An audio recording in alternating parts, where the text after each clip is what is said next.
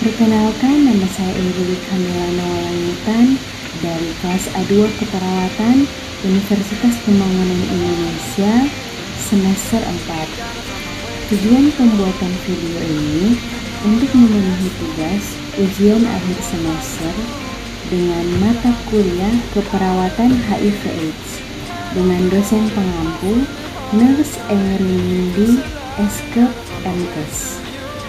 Di video ini, saya akan menjelaskan tentang HIV/AIDS.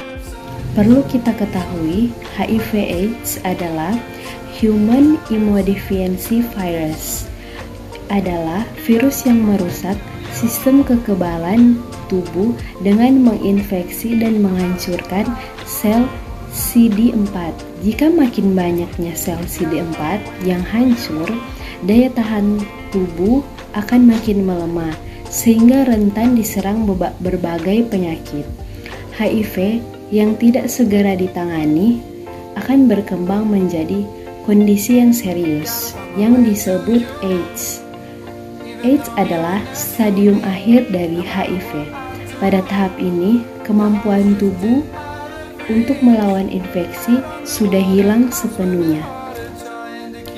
Penularan HIV/AIDS adalah melalui kontak dengan cairan tubuh penderita seperti darah, sperma, cairan vagina, cairan anus, serta ASI. Perlu diketahui, HIV tidak menular melalui udara, air, keringat, air mata, air liur, gigitan nyamuk, dan sentuhan fisik. HIV adalah penyakit seumur hidup. Dengan kata lain, virus HIV akan menetap di dalam tubuh penderita seumur hidupnya. Meski belum ada metode pengobatan untuk mengatasi HIV, tetapi ada obat yang bisa memperlambat perkembangan penyakit ini, dapat meningkat harapan hidup penderita. Sesuai artikel yang tertera di Halo Dokter, HIV/AIDS Indonesia berdasarkan data Kementerian RI Kesehatan tahun 2019 terdapat lebih dari 50.000 kasus infeksi HIV di Indonesia.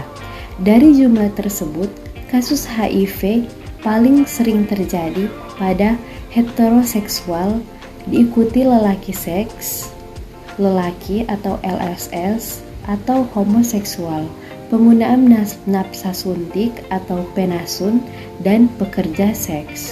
Sementara itu, jumlah penderita AIDS di Indonesia cenderung meningkat di tahun 2019. Tercatat lebih dari 7.000 penderita AIDS dengan angka kematian mencapai lebih dari 600 orang. Akan tetapi, pada tahun 2005 hingga 2019, angka kematian akibat AIDS di Indonesia terus mengalami penurunan.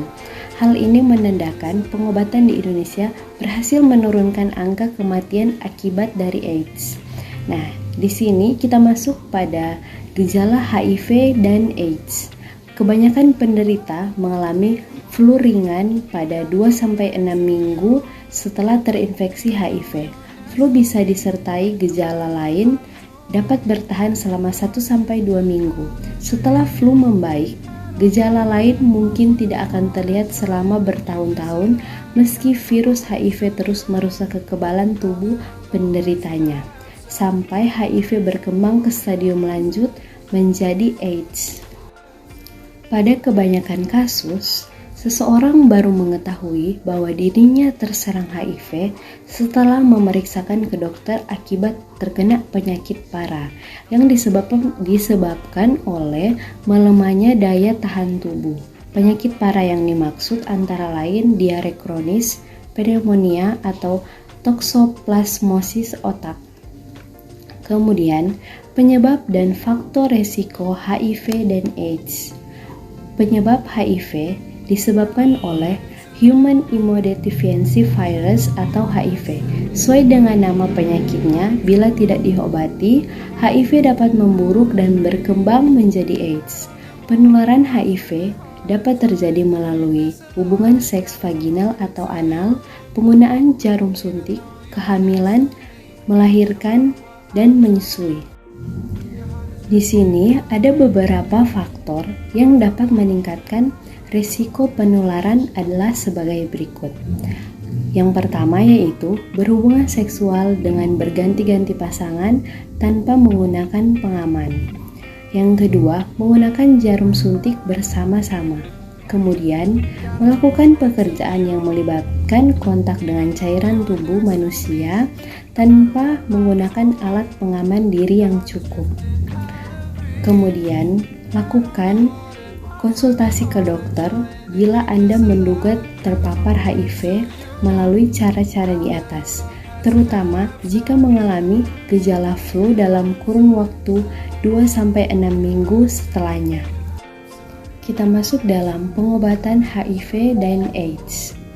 Penderita yang telah terdiagnosis HIV harus segera mendapatkan pengobatan berupa terapi antiretroviral atau ARV. Nah, ARV ini bekerja mencegah virus HIV bertambah banyak sehingga tidak menyerang sistem kekebalan tubuh. Pencegahan HIV dan AIDS. Berikut beberapa cara yang dapat dilakukan untuk menghindari dan meminimalkan penularan HIV. Yang pertama, tidak melakukan hubungan seks sebelum menikah, tidak bergonta-ganti pasangan seksual, menggunakan kondom saat berhubungan seksual, menghindari penggunaan narkoba terutama jenis suntik. Gejala stadium HIV. Stadium pertama yaitu fase ini disebut sebagai infeksi HIV asimptomatik, di mana gejala HIV awal masih tidak terasa. Fase ini belum masuk kategori sebagai AIDS karena tidak menunjukkan gejala. Apabila ada gejala yang sering terjadi adalah pembengkakan kelenjar getah bening di beberapa bagian tubuh seperti ketiak, leher, dan lipatan paha. Penderita OTH pada fase ini masih terlihat sehat dan normal, namun penderita sudah terinfeksi serta dapat menularkan virus ke orang lain. Pada stadium 2, daya tahan tubuh pada fase ini umumnya mulai menurun, namun gejala mulai muncul dapat berupa penurunan berat badan tanpa adanya sebab yang jelas. Penurunan ini dapat mencapai kurang dari 10% dari badan sebelumnya. Infeksi saluran pernafasan seperti sinusitis, bronkitis, radang telinga tengah, ositis, dan radang tenggorokan, infeksi jamur pada kuku dan jari-jari, herpes zoster yang timbul di kulit berisi air dan berulang dalam 5 tahun, gatal pada kulit, dermatitis sebroik atau gangguan kulit yang menyebabkan kulit bersisik, berketombe, dan berwarna kemerahan. Kemudian, radang mulut dan stomatitis, yaitu sariawan di ujung bibir yang berulang. Stadium 3 yaitu pada fase ini mulai timbul gejala-gejala infeksi primer yang khas hingga dapat mengidentifikasi diagnosis HIV/AIDS. Gejala pada stadium 3 antara lain diare kronis yang berlangsung lebih dari 1 bulan tanpa penyebab yang jelas, penurunan berat badan kurang dari 10% dari berat badan sebelumnya, demam yang terus hilang dan muncul selama lebih dari 1 bulan, infeksi jamur di mulut, mulai timbul bercak putih pada lidah yang tampak kasar, berobak, dan berbulu, tuberkulosis paru, radang mulut akut, radang gusi, dan infeksi gusi yang tidak kunjung sembuh. Kemudian, penurunan sel darah merah, sel darah putih, dan trombosit. Kemudian, pada stadium 4, fase ini merupakan stadium akhir AIDS yang ditandai dengan pembengkakan kelenjar limfa di seluruh tubuh dan penderita dapat merasakan beberapa gejala infeksi oportunistik yang merupakan infeksi pada sistem kekebalan tubuh yang lemah. Gejala dapat meliputi pneumonia stik dengan gejala kelelahan berat, batuk kering, sesak nafas, dan demam. Penderita semakin kurus dan mengalami penurunan berat badan.